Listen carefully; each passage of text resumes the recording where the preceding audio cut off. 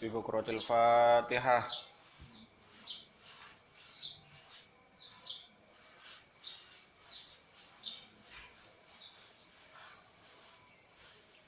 Bismillahirrahmanirrahim. Qala al-mu'allif rahimahullah wa nafa'ana bihi wa ulumihi bidaraini amin. Liwujudihi, karena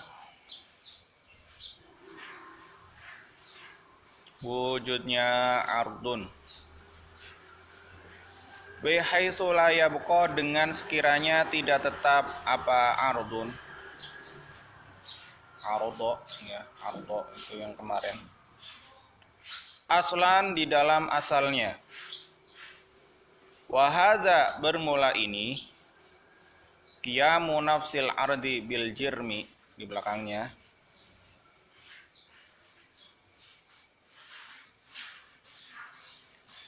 Kulluhu, ya seluruhnya, hadza mustahilun, itu mustahil, ala maulana, atas Tuhan kita Jalla wa azza. Falaisa, maka tidak ada, falaisa, maka tidak ada siapa maulana. Idzan ketika mustahil ala maulana bi'ardin, dengan sifat yang baru terjadi. Li'annahu, karena sesungguhnya maulana ta'ala yajibu, wajib, apa qiyamuhu berdirinya maulana binafsihi, dengan dirinya maulana, binafsihi, dengan dirinya maulana, alama, atas perkara arafta yang mengetahui siapa engkau, arafta yang mengetahui siapa engkau, tafsirahu, akan tafsirnya atau akan penjelasannya, ardu, fima, dalam perkara sabaqo, yang telah lewat, apa ma, sabaqo, yang telah lewat, apa ma, wa yajibu, dan wajib, lahu, bagi Allah atau bagi maulana Jalla wa azza, apa al-qidamu, sifat qidam, wal baqa'u, dan sifat baqa'. Fala yakbalu, maka tidak menerima siapa maulana, maka tidak menerima siapa maulana al-adama, akan ketiadaan, aslan, sama sekali. Wabil jumlati, dan dengan jumlah,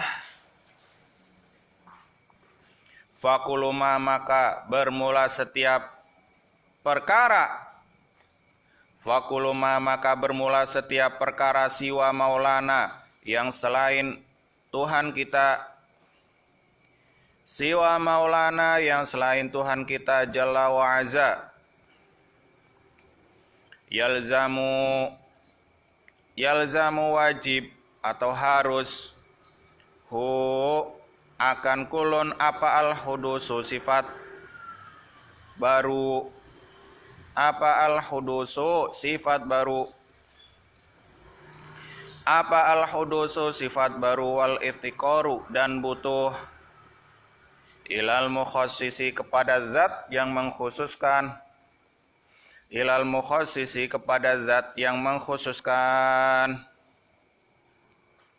ilal mukhassisi, kepada zat yang mengkhususkan, wa maulana, bermula Tuhan kita Jalla wa azza, yajibu, wajib, lahu, bagi maulana, apa al-wujudu, sifat wujud,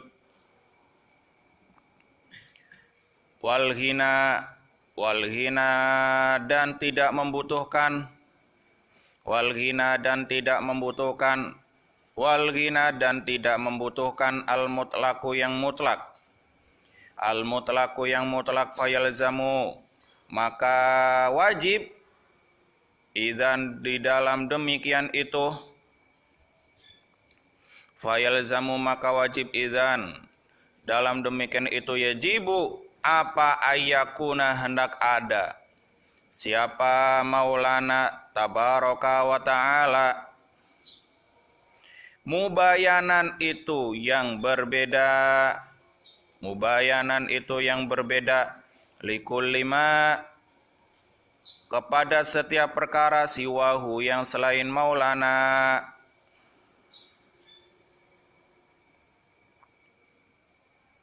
Siwahu yang selain Maulana. Ayan itu mana-mana setiap perkara yang beda, yang berbeda dengan Allah. Karena ada apa zalikal ghairu, demikian itu selain atau selain Allah, jirman itu jirim, au ardon atau sifat yang baru terjadi, au ardon atau sifat yang baru terjadi, wa ghairahuma dan selain, wa ghairahuma dan selain jirman au ardon, au ghairahuma atau selain jirman au ardon, au ghairahuma atau selain Jerman au ardon, ingkudiro apabila dikira-kirakan, ingkudiro apabila dikira-kirakan, ingkudiro apabila dikira-kirakan apa anna fil alami, sesungguhnya itu tetap di dalam alam, itu tetap di dalam alam, ma apa perkara laisa yang tidak ada apa ma, laisa yang tidak ada apa ma, laisa yang tidak ada apa ma, bijirmin itu tetap dengan jirim, bijirmin itu tetap dengan jirim, wala ardin dan tidak berupa sifat yang baru datang, wala ardin dan tidak atau bukan sifat yang baru datang, idz ala takdiri wujudi hadzal qismi, idz ala takdiri wujudi hadzal qismi, karena atas kira-kira wujudnya bagian ini, karena atas kira-kira wujudnya bagian ini, idz ala takdiri wujudi hadzal qismi, karena atas kira-kira wujudnya bagian ini, fil alami di dalam alam, fil alami di dalam alam, fahuwa maka bermulama, fahuwa maka bermulama hadisun itu baru, bidalilil ijma'i dengan dalil kesepakatan atau dengan dalil ijma', ya, kesepakatan para ulama, bidalilil ijma'i dengan dalil kesepakatan para ulama, bidalilil ijma'i dengan dalil ijma', kama seperti halnya keterangan anal kismaini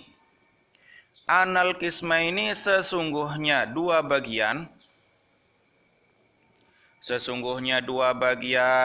al awwalaini yang awal keduanya,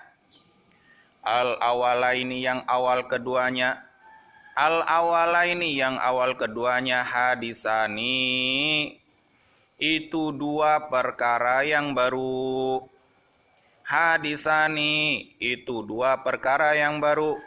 hadisani itu dua perkara yang baru, bidalilil akli dengan dalil akli. Udah dulu. Kecepatan enggak ya? Enggak lah. Kan enakan kayak gitu cepat.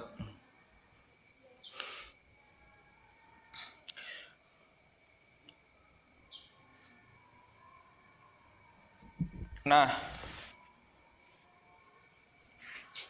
ketika Allah itu tidak dibatasi dengan adanya waktu, tidak dibatasi dengan adanya arah, Allah itu tidak dibatasi dengan adanya tempat,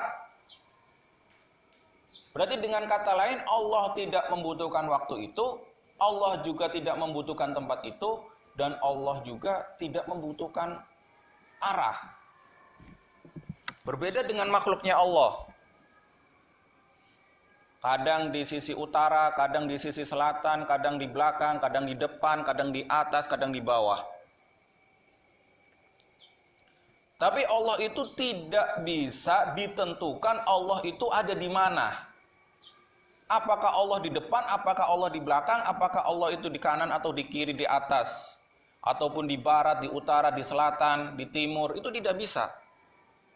Karena zatnya Allah tidak dibatasi oleh arah.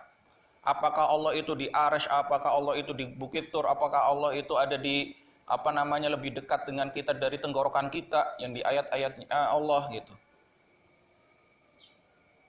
Itu hanya sebuah perumpamaan. Ketika Allah itu berkehendak memunculkan zatnya Allah di mana saja, itu bisa. Tapi bukan berarti Allah, zatnya Allah itu dibatasi tempat. Karena apa? Zatnya Allah itu tidak terbatas.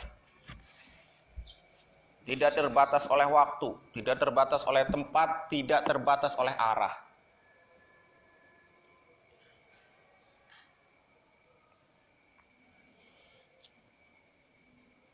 Jadi, umpamanya ada yang tanya, Allah itu ada di Arsy. Ya, di Arsy ada Allah, di sini ada Allah, di sana juga ada Allah. Kalau Allah ada di mana-mana, bukan masalah di mana-mana adanya Allah, bukan masalah itu. Tapi di mana-mana itu membutuhkan Allah.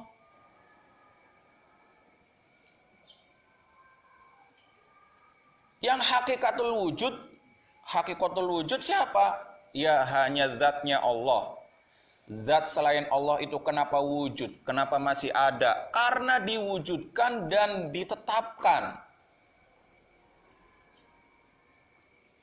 Zat yang abad dan abidin ya zatnya Allah. Zat yang selamanya zatnya Allah.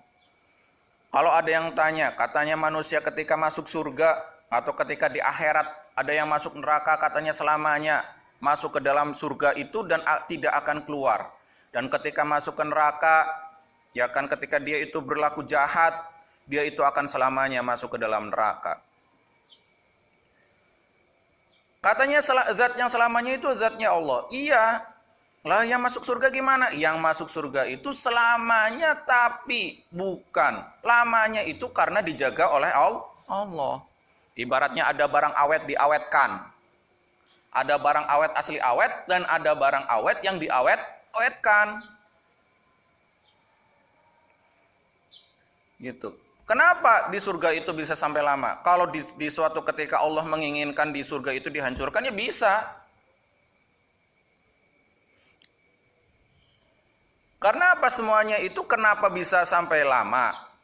Siapa yang menentukan itu semuanya? Ya Allah.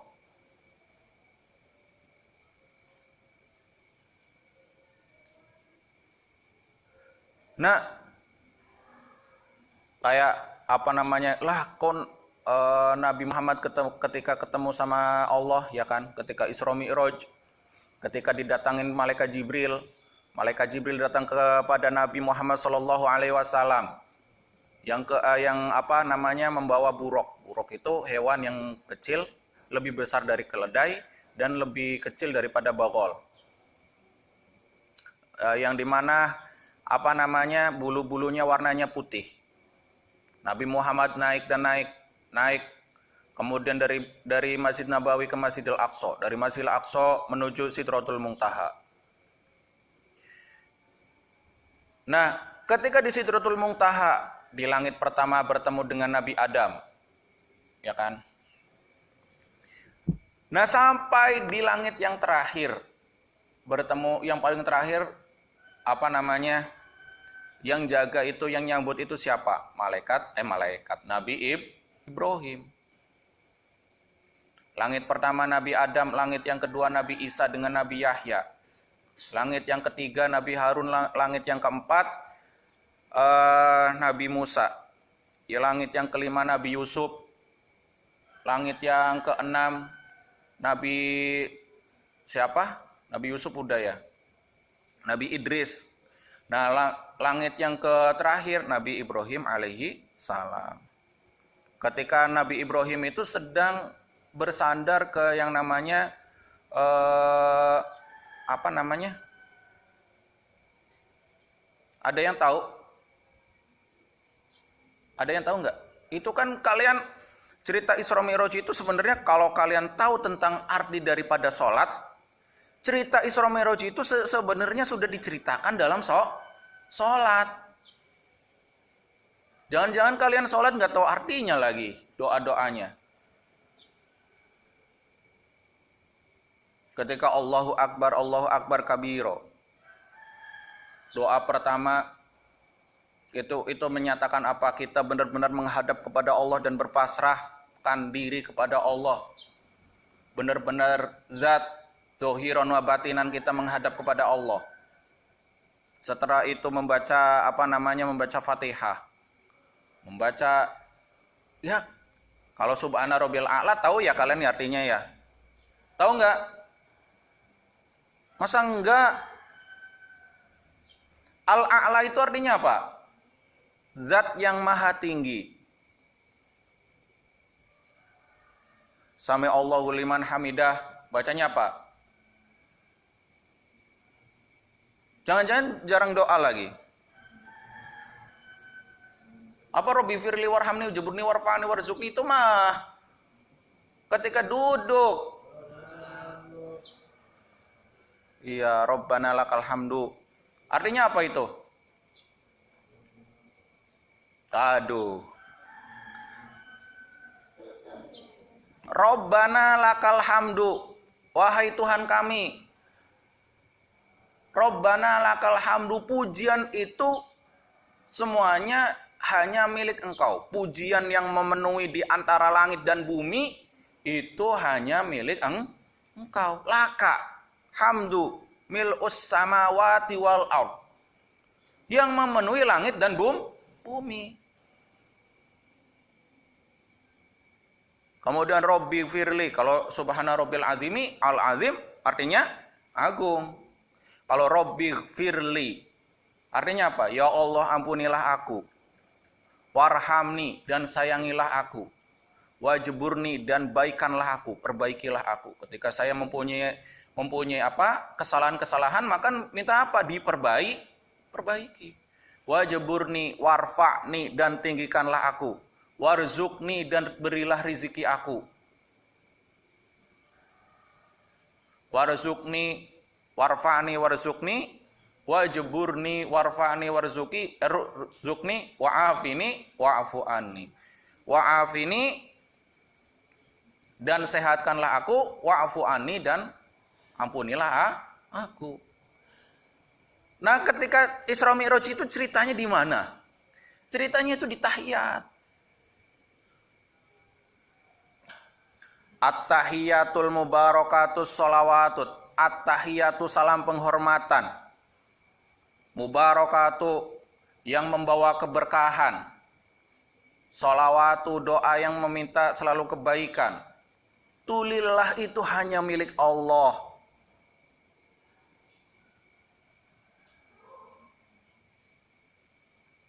Jangan-jangan kalian sholat juga kayak umis-umis. Umis-umis tahu nggak umis-umis? Umis-umis itu cuman baca-baca tapi nggak tahu artinya. Kayak kayak burung beo yang ngomong-ngomong tapi nggak tahu artinya. Itu ketika Nabi Muhammad sudah ke Sidratul Muntaha, malaikat Jibril nggak mau masuk. Tok tok tok tok, assalamualaikum, itu di langit yang ketujuh. Waalaikumsalam. Siapa ini? Kata malaikat Jibril, saya Jibril. Kemudian, kamu itu lagi sama siapa sekarang? Bersama siapa datang dari bumi ke sini?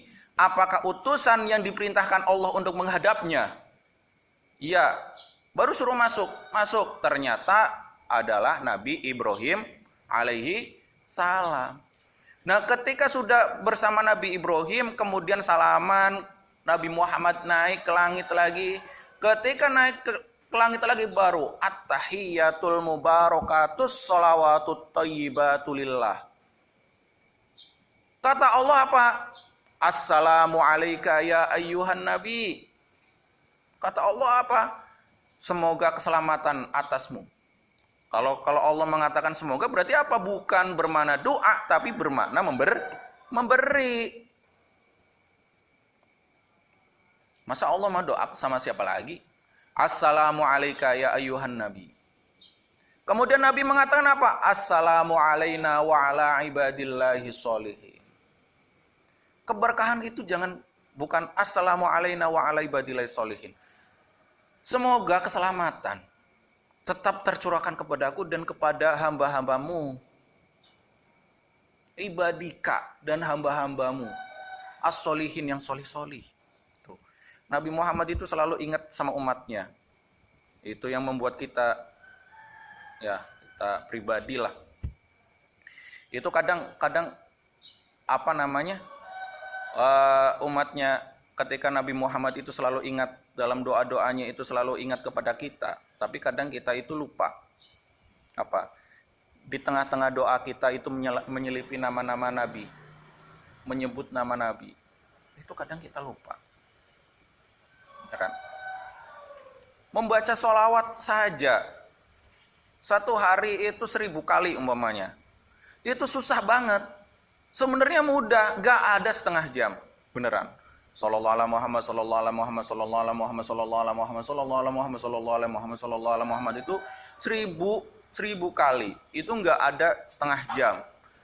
Masa menyempatkan ingatan kita, menyempatkan mulut kita yang cuma 1 hari cuma setengah jam, bahkan nggak ada setengah jam. Itu kita tidak mampu. Padahal 1 hari itu semuanya 24 jam. Hanya menyempatkan waktu tidak kurang. Tidak kurang, masa tidak kurang? Tidak lebih dari setengah jam. Nabi Muhammad itu ya Allah. Nah, ketika Nabi Muhammad setelah turun menerima wahyu dari Allah, ya kan sebenarnya bolak-balik berapa kali, itu kan kalian udah tahu semua insya Allah. Kan cerita Isra Mi'raj itu udah ceritain bolak-balik. Bahkan umpamanya kalian tahu arti daripada sholat, walaupun sholat saya agak cepat gitu, bacaan saya cepat. Ya, satu emang sholatnya udah mepet, azan aja udah 7:30. Umpamanya baca surat yang panjang-panjang, nggak tahu sholat selesainya jam berapa. Ya udahlah, baca ayat pendek aja, sholatnya cepetan, doanya cepetan. Takutnya apa? Makanya kalian makan aja lama banget. Mau ngajinya jam berapa? Dibuat sholatnya cepet aja. Ngajinya 8:30. Ya enggak? Ya enggak?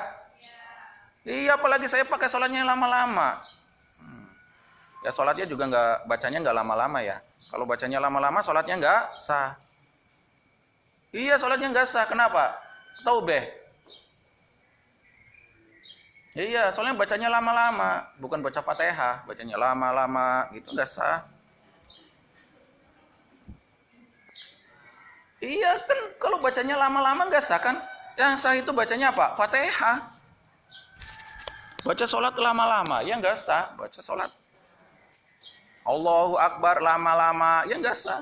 Gimana mau sah? Bacanya Fatihah, habis baca Fatihah, ya kan? Coba, yang termasuk rukun daripada sholat, itu yang pertama yang rukun qauli adalah Fatihah. Habis Fatihah paling apa? Kalau takbirul intikal itu bukan rukun. Kalian mau baca mau enggak terserah. Doa bukan rukun. Mau baca mau enggak terserah. Tapi yang baik adalah baca, karena itu hukumnya sunnah. Sunnahnya sunnah apa? Baca lagi ya. Lagi. Kalau dikasih tahu semuanya nggak seru, ntar nggak ada yang penasaran baca. Yang kemudian tahiyat akhir itu juga rukun qauli.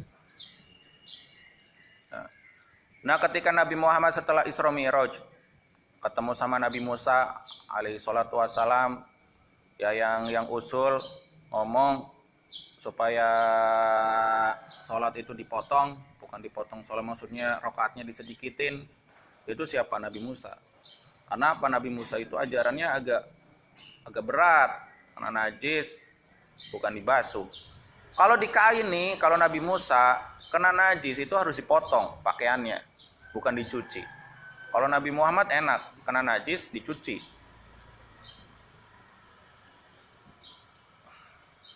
Ya kan? Nah, ketika Nabi Muhammad turun, Nabi Muhammad melihat dunia ini itu bagaikan seorang perempuan yang sudah tua tapi pakai perhiasan yang banyak. Itu kalian udah dengar semua. Dan ketika turun, malaikat Jibril ngomong, "Ya Muhammad, ada segolongan umat," kata siapa? Kata Jibril, "Ada sebagian umat yang pengen ketemu sama kamu." Emang belum pernah ketemu saya? Belum. Ketika lewat ternyata melewati sebuah gunung yang gunung itu semuanya berwarna putih. Kalian udah pernah dengar enggak ini? Pernah ya? Mesti pernah. Kalau nggak pernah berarti jarang baca, jarang lihat cerita-cerita Islam. Atau kalau enggak buta, kalau enggak tuli, ya kan? Kalau orang buta, orang tuli nggak mungkin pernah dengar cerita soalnya. Nah, ketika Nabi Muhammad itu lewat, kemudian bersama malaikat Jibril turun, kemudian bertemu dengan umat itu mengatakan, "Apakah ini Nabi akhiruz zaman?" Nabi Muhammad mengatakan, "Iya." Kemudian ada salam dari Nabi Musa alaihi salatu wassalam. Terus, "Man anta?" Siapa kamu? "Saya adalah umatnya Nabi Musa. Ketika zaman dulu, ketika Nabi Musa telah meninggalkan kami,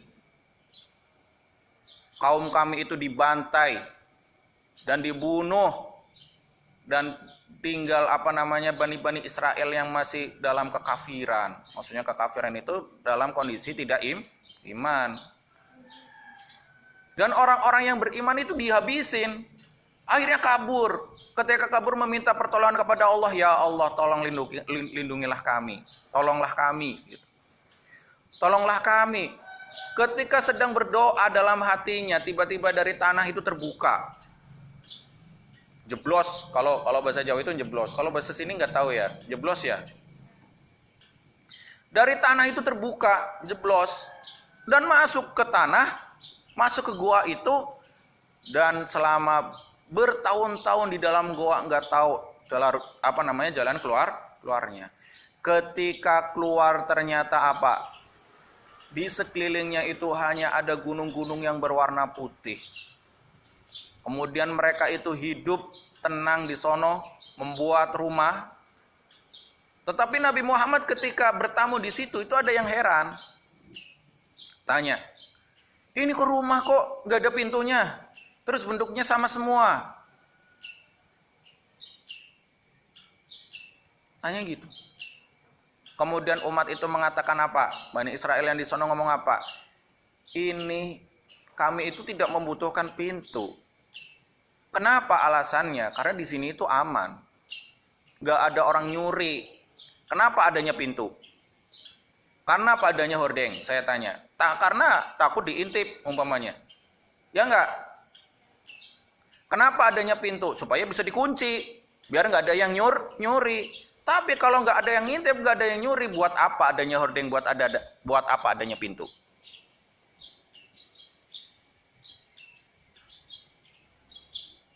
Karena apa? Di sono itu saling mempercayai dan saling menjaga.